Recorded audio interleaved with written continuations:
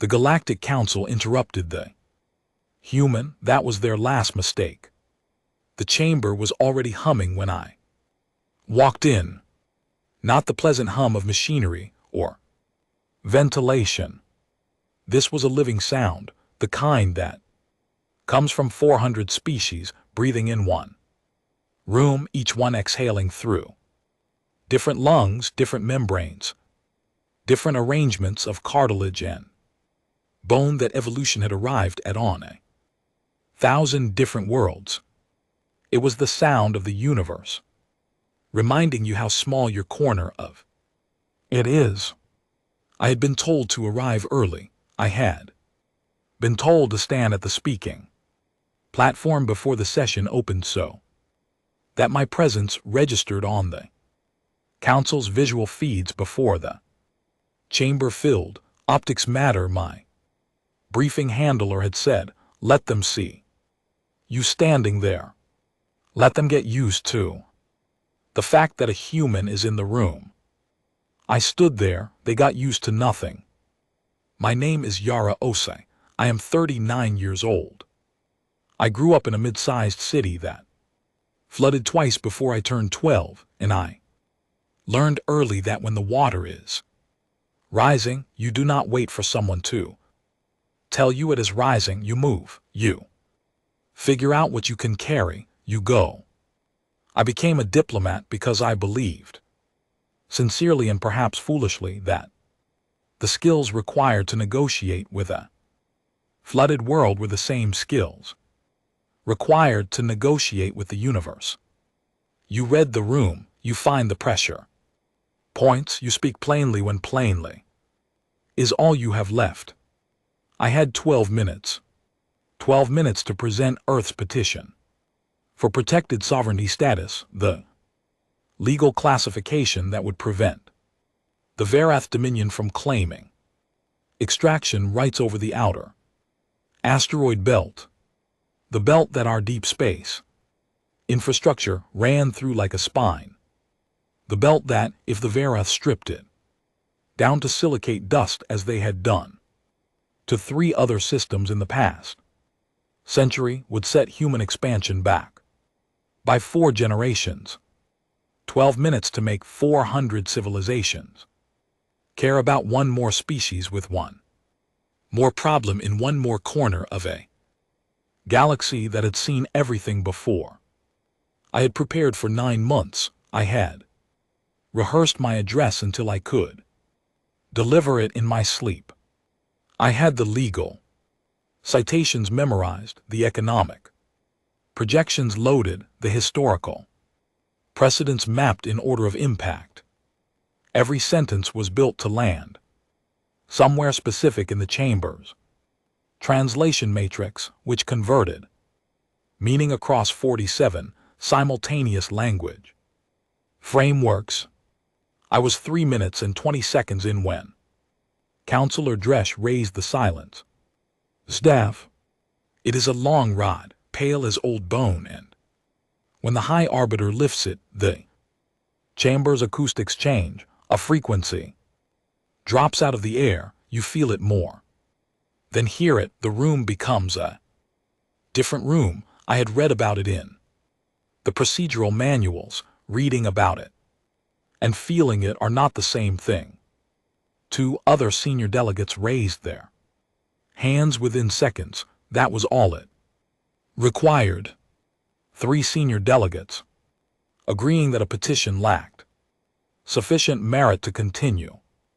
The silent staff was a tool that had been built into the Galactic Council's founding charter 400 years ago, back when the council was smaller and the politics were apparently even nastier.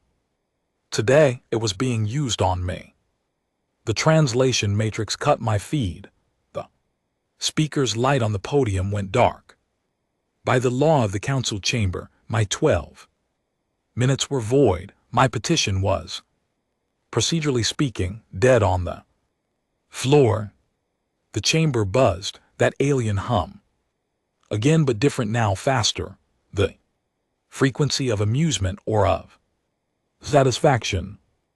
I was not fluent enough in interspecies acoustics to know which both were equally unpleasant. I stood at the podium. I did not step back. I did not gather my materials. I did not look at the human diplomatic staff seated in the observation balcony above me, because I knew if I looked at them I would see the faces of people calculating how to write the report that explained why this had gone wrong. I set my prepared notes flat on the lectern. I smoothed them with my palm once, the way you would close a book you had finished reading.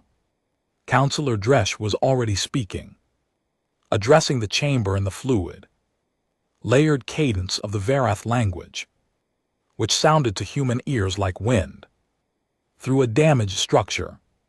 He was talking about procedural efficiency, about the council's time, about the well-established framework that already governed resource access in frontier systems, and how petitions that failed to offer new legal standing simply consumed the chamber's attention without producing outcomes. He was good. He was very good. He had done this before. I waited until he paused for the translation matrix to cycle. Then I said clearly into the still live ambient microphone that every speaker on the floor had access to regardless of their official status. Very well, then I will speak off the record. The hum in the chamber stopped. Not reduced, stopped, as if 400 species had each individually decided in the same half-second to hold whatever passed for their breath. Counselor Dresch turned and looked at me. His face, if you could call the arrangement of sensory organs on a Varath's interior side of face, did not show surprise. The Varath were not built for surprise. What it showed, I would understand later, from a xenobiologist colleague who reviewed the session footage with me, was recalculation. I did not smile. I did not perform confidence. I simply looked back at him, the way you look at water when you have already decided you are going to cross it. The guards, I knew, were 7 levels above me. The chamber security escalation protocol required a floor supervisor to authorize removal of a speaker who was not posing a physical threat, and that supervisor was at a station on the 3rd ring. I had read the chamber's emergency procedure manual 3 times, not because I planned to break any rules, because I wanted to know exactly how much time breaking a rule would cost. 4 minutes, give or take. I had 4 minutes, and I had a great deal to say. I did not begin with an argument. Arguments, I had learned over 19 years of diplomatic work, are the last tool you reach for, not the first. An argument tells the other party that you believe logic will change them. Sometimes it will. But when you are standing in a room where the other party has already decided the outcome and simply used procedure to confirm it, logic is not what breaks the room open. Stories do. Not fables, not parables with neat lessons folded inside them like notes in a fortune. I mean the kind of stories that are true, that happen to specific people on specific days, that carry the weight of detail only real events accumulate. The kind of story where you remember the name of the person and the color of the light and the sound the door made when it finally opened. I said, I want to tell you about a place called Kepler Station. Nobody stopped me. The ambient microphone was live. The translation matrix, though officially disconnected from my speaker's feed, was still running on passive mode because it never fully shut down during an open session. Every word I said was being converted into 47 languages in real time and fed to the earpieces of every delegate in the room. I knew this because I had read the technical operations manual for the translation matrix. Twice, Kepler Station was a habitat in the outer system built on the skin of a mid-sized asteroid that happened to sit at a useful gravitational intersection. 312 people lived there, mostly engineers, a few researchers too, full families with children who had been born in the station and had never stood on a planet's surface. In the third year of its operation, a micro-impact cascade damaged 3 of the station's 5 pressure rings. The engineering team had 6 hours of safe atmosphere remaining when they began the patchwork. They used materials that were not designed for that purpose. They used the linings from emergency sleep units, the sealant compound from the station's medical supply, and in one critical section, the layered fabric of their own work suits, which they cut apart and applied in overlapping sections to a breach that a purpose-built repair kit would have sealed in 8 minutes. They did not have a purpose-built repair kit. The nearest supply vessel was 11 days out. They held the station for 11 days. When I paused, the chamber was very quiet. I did not say, "And isn't that remarkable?" I did not say, "This shows you how resilient humans are." I did not editorialize. I let the story sit in the air and breathe. Then I said, "The children on that station are grown now. One of them is in the observation balcony above us. Her name is Constance. She is 26. She works in deep space environmental systems, which is a job that exists because someone decided after Kepler that human habitats in the outer system needed better redundancy engineering. She helped design 2 of the structures in the asteroid belt that your Dominion has now filed extraction rights against. I looked up at the balcony. I did not know if Constance could hear me clearly. From that distance, it did not matter. The gesture was for the room. I moved on before the moment could calcify into something sentimental. In the year 2091, I said, 7 nations on Earth were in the final stages of a resource conflict that had been building for 30 years. Freshwater access primarily. The kind of conflict that has no clean edges, where the causes are geological and political and historical all at once, and everyone involved has a legitimate grievance and no one involved can agree on a starting point for the conversation. Counselor Emery, the Salathi, was watching me. I had not noticed her watching until now. She was seated in the senior delegate tier, 3 rows above the floor, and she had not moved since I began speaking. The Salathi were the oldest continuous civilization in the council, which meant Counselor Emery had been watching species make cases for their survival longer than most of the civilizations in this room had existed. I did not know what she thought of me. I did not let myself focus on it.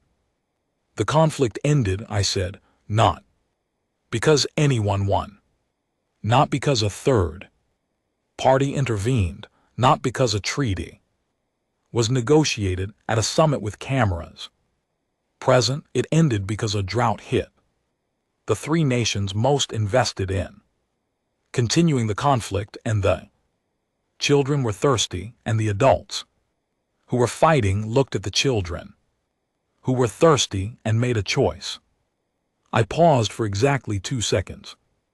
We are not a species that stops caring about things when they become inconvenient. We are, if anything, the opposite. We care more when things are Harder, I'm not sure if that is a strength or a flaw, probably both, but it is what we are. I heard movement on the upper levels. The guards were beginning their descent. 7 levels was not a short distance in. The grand atrium. The chamber was built for scale, not convenience, but I could see the light patterns shifting as the security lifts engaged. I kept speaking. The Vereth Dominion has filed extraction rights against a belt system that 19,000 humans currently live in, work in, and in some cases were born in. The filing was made under Section 9 of the Galactic Charter, which governs unclaimed resource territories. I understand the legal argument. It is a coherent argument. I was going to address it formally in minutes 4 through 7 of my allotted time. I looked directly at Counselor Dresch. You took those minutes from me, so instead I want to say something that was not in my prepared address, because my prepared address was written to be diplomatic. I am no longer being diplomatic. The guards were on level 4, 3 more levels. You interrupted me, I said, because you assumed I was asking for mercy. Species in this chamber ask for mercy fairly often. I have read the records. It is understandable when you are small and the other party is large, you ask for mercy because it feels like the most realistic strategy. I let that sit for 1 second. I was not asking for mercy. I was giving you a chance to make the correct choice before the record permanently showed which side you were on. That chance is now slightly smaller than it was 3 minutes ago. It is not yet gone. But I want to be clear about what it was so there is no confusion later about what you declined. The guards reached the floor level. I could see them now at the edge of my peripheral vision, 2 of them in the gray-blue uniform of the chamber security corps. They were moving toward the platform at a measured pace, the way you move when you have been told to handle something quietly. They were 15 steps away. Counselor Imraz stood up. In 30 years of active council membership, she had spoken in open session 4 times. I know this because I had read every transcript of every council session in the public record, going back 200 years, 4 times each occasion marked in the record with a notation that the Salathi delegate had exercised her right of floor engagement. She was exercising it now. I invoke the witnessing clause, she said. Her voice was not loud. It did not need to be. The witnessing clause was one of the oldest provisions in the Council's founding charter, older than the silent staff, older than most of the procedural mechanisms that governed how business was conducted in this room. It meant that no person currently engaged in active floor dialogue with a senior delegate could be removed from the speaking area. The guard stopped. Counselor Imred looked at me across the chamber floor. Continue, she said. I took a breath. I continued. What I said next was not in any speech I had ever rehearsed. It was not improvised exactly. Nothing I did in that chamber was improvised in the sense of being unplanned, but the form it took, the specific order of words and evidence, that was shaped by what the room had become in the previous 8 minutes, by the quality of the silence, by the position of Counselor Emre's gaze, by the particular expression on Counselor Dresch's interior sensory arrangement that my xenobiologist colleague would later identify as recalculation, and that I in the moment identified as Something simpler. He thought he knew how this was going to go. I wanted to show him that he did not. I reached into the case at my feet, the one I had carried into the chamber, myself, and sat down quietly at the base of the podium before the session opened. Inside it was one physical document. Folder navy blue, the color of Earth's diplomatic corps, and inside that folder was what my team and I had spent 4 years building. Not the petition, that was in the digital filing system, logged, time-stamped, procedurally dead. This was something else. I placed the folder on the lectern and opened it. Over the past 100 years, I said, 17 petitions have been brought before this council by species seeking protected sovereignty status or equivalent protection from resource extraction in territories they occupied. I have read every one of those petitions. I have read the session transcripts. I have read the procedural logs. I looked up at the chamber. 12 of those petitions were terminated before completion under the silent staff provision. Of those 12, I would like to draw the council's attention to the following. I did not rush. This was the part that required the room to follow every step, because the conclusion would only carry weight if they had walked the path themselves. Petition 7, filed by the Harathi Collective, was terminated in session 4412. The Harathi's territory included mineral-rich system adjacent to the Varath Dominion's then-current expansion boundary. The Harathi Collective no longer holds a voting seat in this council. Their home system was reclassified as an open extraction zone 14 months after their petition was terminated. I turned the page. Petition 11, filed by the Orni Alliance, was terminated in session 4619. The Orni territory included deep field navigation infrastructure that the Varath Dominion had identified in an internal planning document, which is in our file as strategically valuable 3 years before the petition was filed.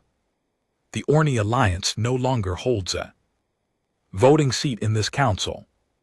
I turned another page. Petition 15, filed by the Marin Congregation, was terminated in session 5001. The Marin Congregation occupied a system with atmospheric processing technology that no other species in this council had independently developed. They had been developing it for 60 years. The Varath Dominion filed a technology acquisition claim against that system 41 days after the petition was terminated. The Marin Congregation does not hold a seat in this council. The Marin Congregation does not exist anymore. The chamber was very still. I did not accuse. I want to be clear about that because it matters. I did not stand at that lectern and say, the Varath Dominion is responsible for the death of the Marin Congregation. I did not say that anyone in this room was complicit. I did not use the word corruption or predation or any of the other words that would have made the council's legal process activate its counterargument machinery and turn the session into a procedural dispute. I read the record. I read the dates and the outcomes. I let every delegate in that room perform the same mental calculation I had performed 4 years ago when I first saw the pattern in the archive. Councillor Dresch spoke. I had expected him to. He was too experienced to stay silent while the room's calculation was happening, because silence from the party most implicated in a pattern reads as confirmation. He said that the cases I had cited were legally distinct situations, each resolved under the applicable charter provisions of their respective sessions. He said that historical outcomes could not be retroactively linked without establishing a direct chain of intent that no evidence in my presentation supported. He said that Section 9 of the Galactic Charter provided clear and equitable framework for resource access in frontier systems, and that Earth's petition, however emotionally framed, did not meet the threshold for sovereign exception under existing precedent.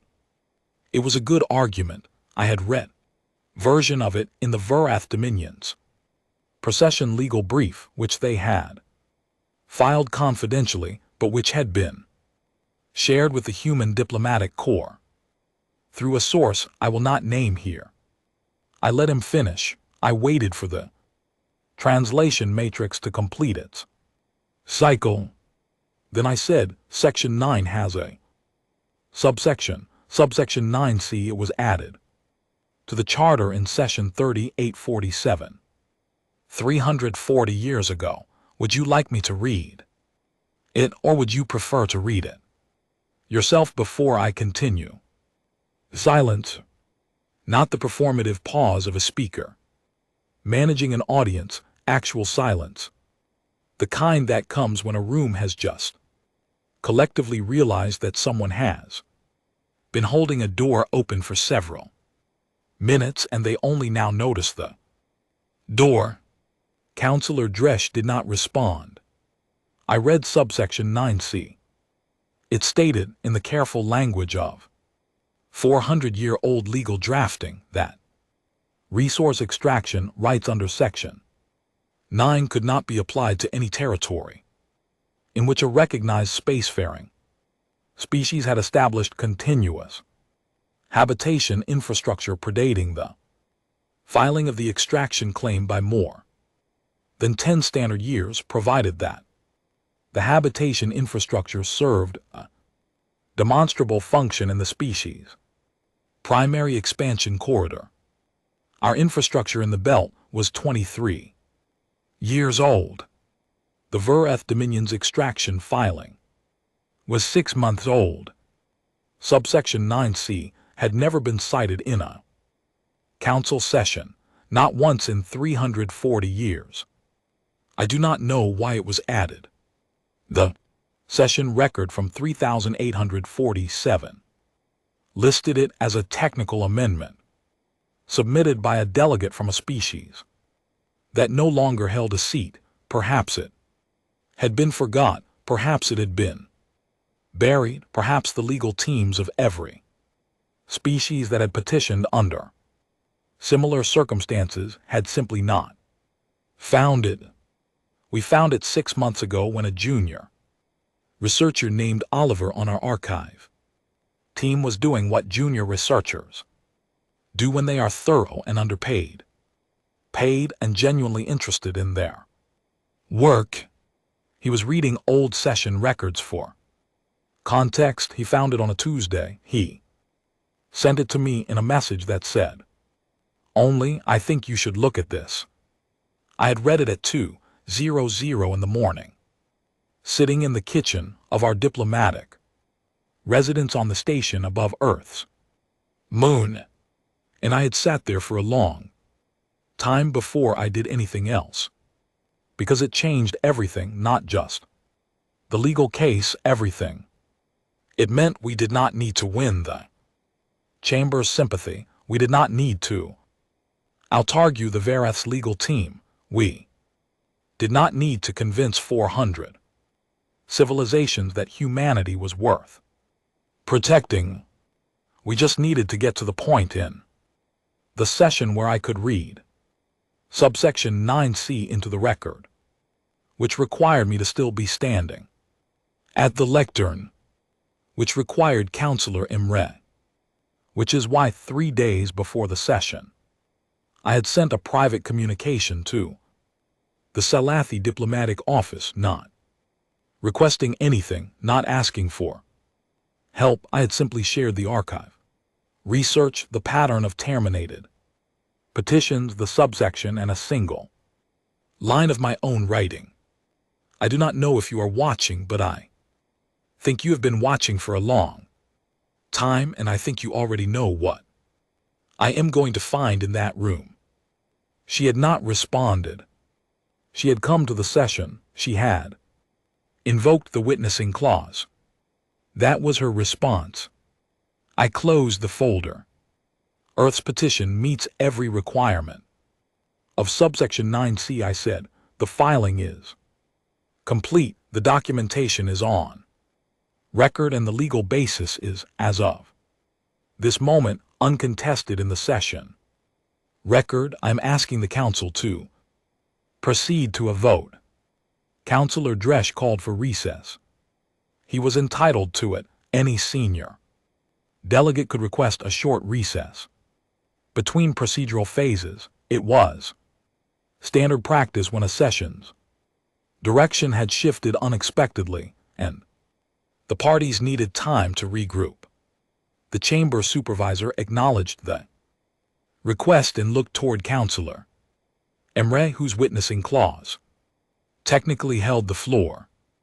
Emre did not move. She stood with a particular stillness that very old people sometimes develop, the kind that is not inertia, but something closer to patience made physical. She said, denied. The chamber supervisor looked uncertain. Emre said simply, the witnessing clause remains active. The floor is continuous. There will be no recess until the engaged exchange is resolved. I had not known she would do that. I want to be clear about that because I do not want to take credit for what was ultimately her decision. I had planned for a recess.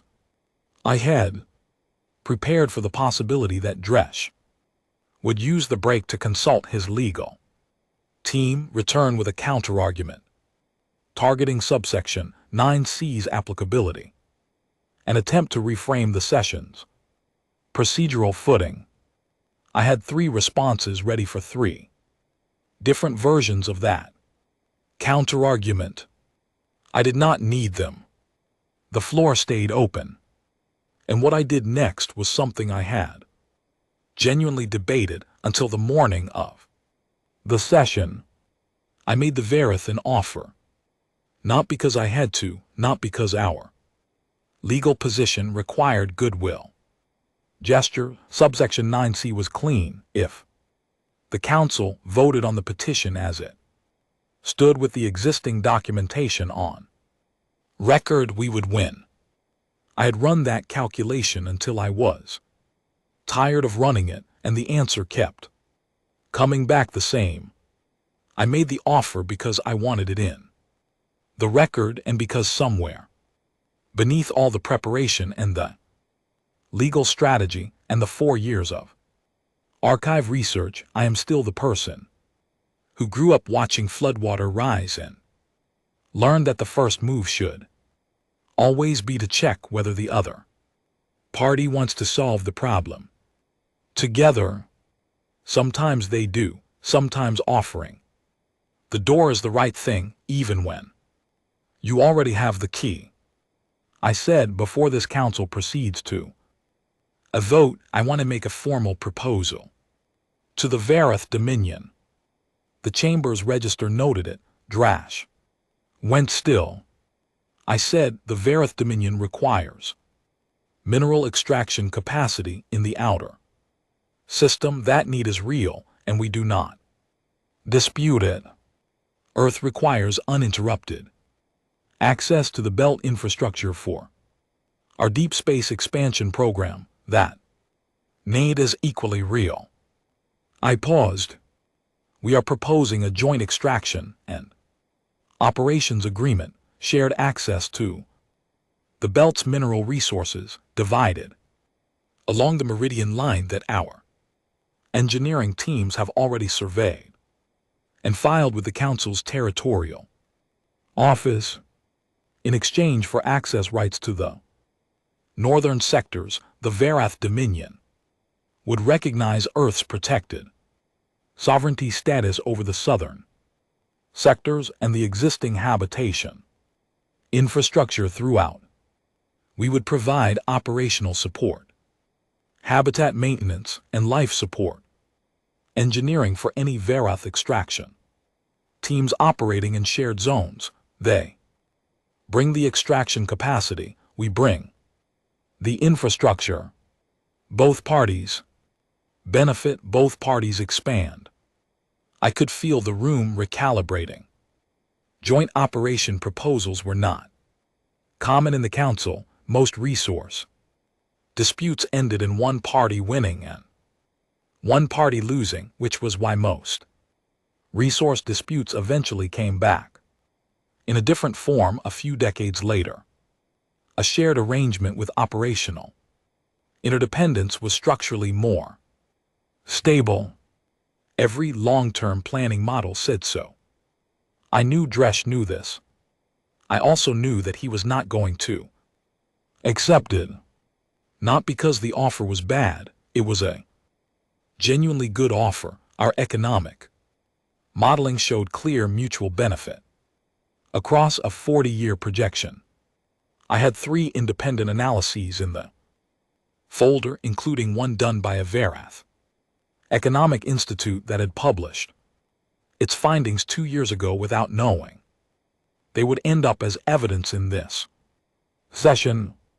He was not going to accept it because accepting it would mean acknowledging that humanity had a legitimate claim, and acknowledging that meant the 16 other species whose petitions had been terminated over the past century might eventually start asking questions about their own cases. He would reject the offer. He would do it firmly, probably by questioning our operational capacity, because that was the softest ground in our case. And when he rejected it, the record would show exactly what it needed to show. He said the Varath Dominion appreciates the gesture. He said it the way you say something when you do not appreciate it at all, but you have decided to perform appreciation because it costs nothing and makes you appear measured. Then he said what I expected him to say. He said that humanity's claim to operational capacity in a joint extraction arrangement was optimistic, that human deep space construction at the scale required for joint operations remained as of the Council's most recent third-party infrastructure assessment below the threshold necessary for reliable partnership, that the Varath Dominion had no interest in entering an operational agreement with a species whose engineering capacity was, and he was quoting from the assessment directly, developing. I let him finish. I waited for the full translation cycle. Then I said, when was that assessment filed? He said, 14 months ago. I said, I would like to share something with the chamber. I activated the display terminal on the lectern, which every speaking delegate had access to during an open session. I brought up a single image. It took approximately 3 seconds to load and resolve on the chamber's main visual feed. Meridian Dock. It had taken us 4 years to build, and we had kept it classified for the last 8 months. Not because we were hiding it exactly, but because we knew that if the Varath Dominion's intelligence apparatus saw it too early, they would find a procedural mechanism to accelerate the extraction filing before we were ready. The image showed the dock in its current operational state. 17 ships in active construction bay, 12 more in external frame. The dock itself, a structure the size of a small city, anchored to a nickel iron body at the inner edge of the belt, designed specifically for deep space construction and maintenance operations, at the scale required for joint extraction agreements, completed 6 weeks ago. I said I recommend updating the assessment. The chamber made a sound I had not heard before, not the hum of amusement or satisfaction, something lower, slower. My xenobiologist colleague, watching the feed from Earth orbit, would later tell me she had searched the acoustic record for that specific frequency and found only 3 prior instances in 400 years of council sessions. She described it after extended analysis as the galactic equivalent of a room collectively revising its understanding of who it is dealing with. I let the image sit on the display for 20 seconds, then I closed it. The offer stands, I said. Joint extraction, shared zones, mutual sovereignty recognition. It is a good offer. It is better for both parties than the alternative, which is a council vote that will produce a legal outcome, but not a stable one. I am making this offer because I believe cooperation is worth trying before procedure, and because I want the record to show that we tried. I looked at Dresch. If you decline, the record will show that too. He declined. He did not do it dramatically. He said that the Varath Dominion would not be entering into bilateral agreements outside the Council's formal treaty process, and that the petition should proceed to vote under the applicable charter provisions.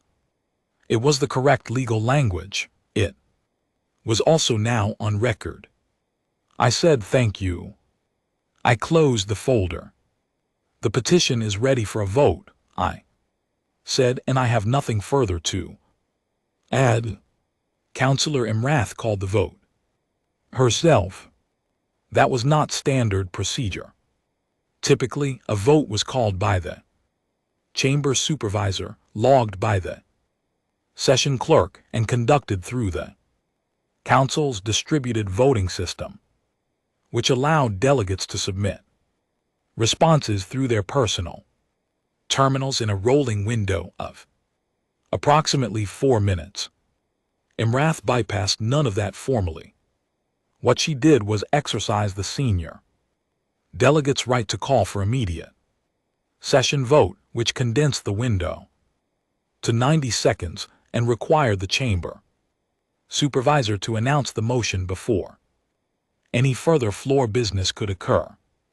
It was a rarely used provision. It was also completely legal. The chamber supervisor announced the motion. I stood at the lectern and waited. 90 seconds is a long time when you are standing in a room that is deciding something. It is also a very short time when you consider that the decision being made had been building for 4 years of preparation, 30 years of counselor. Imrath's watchful silence, a century of terminated petitions, and the particular afternoon when a junior researcher named Oliver sat down with old session records and started reading. The vote closed. The chamber supervisor read the tally. 291. In favor of Earth's petition, 64. Abstentions, 41 against, which included the Varath delegation and 11 delegates who had filed pre-session alignment declarations with the Varath position. Earth's petition for protected sovereignty status was approved. The chamber made a sound. It was the same low, slow frequency my colleague would later identify as collective revision. It lasted for several seconds, then it resolved into something that in any human room I have ever been in I would have called relief, not mind the rooms, as though something that had been held at an uncomfortable angle for a long time had finally been set down properly. I did not feel triumph. I want to be honest about that because I think people expect a certain kind of feeling in a moment like that, and the feeling I had was more complicated and more quiet than triumph. There was satisfaction, yes, the specific kind that comes from a plan, executing as designed after years of work. There was something that felt like gratitude, though I was not sure exactly who or what I was grateful toward. And there was something else, something I had not expected. I looked at the tally on the chambers display: 291 votes, 64 abstentions, 41 against. 12 civilizations had come to this chamber in the past century with something like our petition. Their petitions had been terminated under the same staff that had been raised against me 3 hours earlier. Of those 12, 3 were gone, not diminished, not reorganized, not absorbed by treaty. Gone: the Marin congregation, 2 others whose names I had read in the archive with the careful attention you give to something that deserves to be remembered. We were here because we had found Oliver's subsection, because we had found Counselor Imre's pattern, because we had the resources and the time and the institutional support to spend 4 years building a case and 8 months building a dock in secret and 9 months rehearsing an address and still have something left when the address was cut off and everything went sideways. The others had not had all of that. I stood at the lectern for a moment, longer than was necessary. The session was formally closing around me. Delegates were beginning to move, the chamber's ambient sound shifting from its meeting frequencies to the lower hum of dispersal. Aides were appearing from the corridors. The session clerk was completing the record. I thought about the Harathi collective, whose petition had been terminated in session 4412. I thought about the Orni Alliance, who had built navigation infrastructure that someone else had decided was more valuable than their autonomy. I thought about the Marin congregation, whose atmospheric processing technology had been 60 years in development and whose people were not here to know that someone had finally read the record aloud in a room that could not pretend not to hear it. We could not give them back what they had lost, but the record would carry their names forward now into sessions where delegates would read the transcripts and find in the archive that humanity had stood at this lectern and said their names and read the dates and let the room calculate what those dates meant.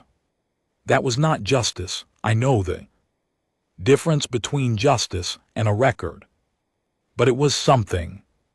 Counselor Dresch crossed the chamber floor toward me as the session formally closed. He moved with the deliberate, even pace of a species that does not hurry because it has never needed to.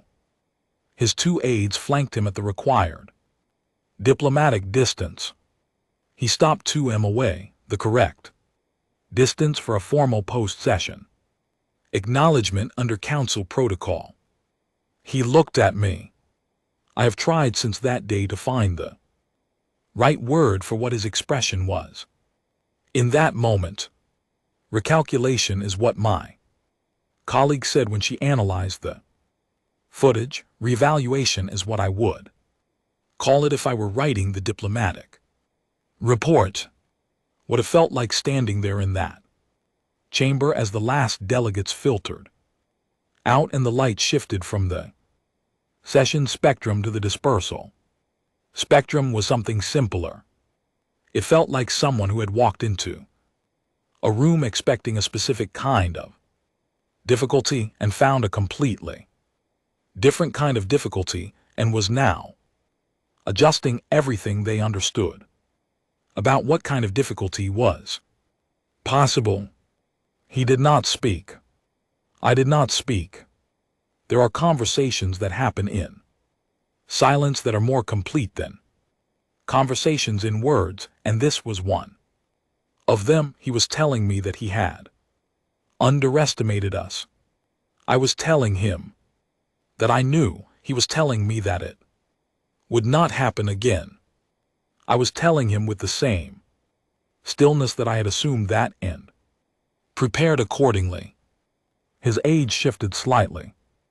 The universal body language of people waiting for a superior to conclude an engagement. Dresch held my gaze for 3 more seconds, then he turned and walked toward the exit corridor, his robes moving in that structured, layered way that Verith formal garments always did, designed to indicate rank and composure. Simultaneously, I watched him go.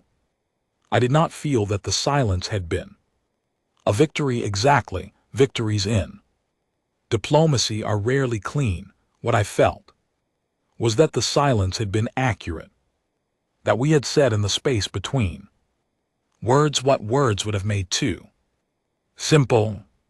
I collected my folder from the lectern.